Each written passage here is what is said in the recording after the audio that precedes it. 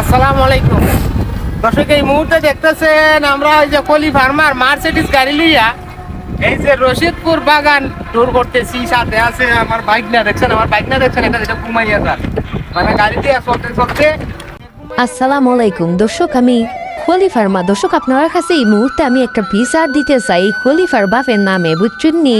এই খলিফার বাপরে লইয়া কিন্তু আমি আর একেবারেই চলতে পারতেছি না।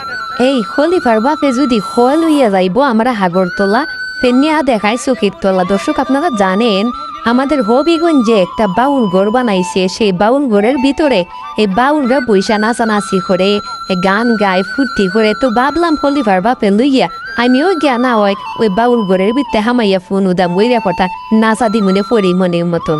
কিন্তু খলিফার বাপের তো মতলব খারাপ। এই খলিফার বাপে আমারে বাউল ঘর না নিয়ে গিয়া এই রশিদপুরের চা বাগানের চিবাই চাফাই কিতা কুসুম না আমার লইয়া আমার খুব জানি।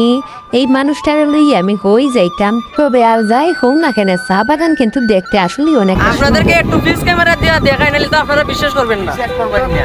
দেখেন দর্শক, কি সুন্দর এই হবিগঞ্জ জেলার মাঝে। দর্শক, কি সুন্দর আপনারা চা বাগান, দেখতেছেন এই প্রকৃতি। মুহূর্তে খামরুলে কিন্তু দেখেই যেমন উপস্থাপনা মনে হয় করতেছে। অসাধারণ একটা, তার কথাবার্তা আল্লাহ তাআলা যে কিন্তু এমন একটা জিনিস অনেকটাই বানিয়েছেন, সুন্দর। অসাধারণ।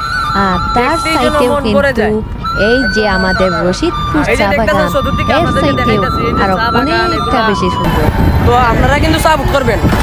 আপনারা যদি সাপোর্ট না করেন তো কিছু কোনোভাবেই আমাদের কিছু করা সম্ভব না। তো দয়া করে আপনারা সাপোর্ট করবেন। সবাই ভালো থাকবেন, সুস্থ থাকবেন। আল্লাহ হাফেজ।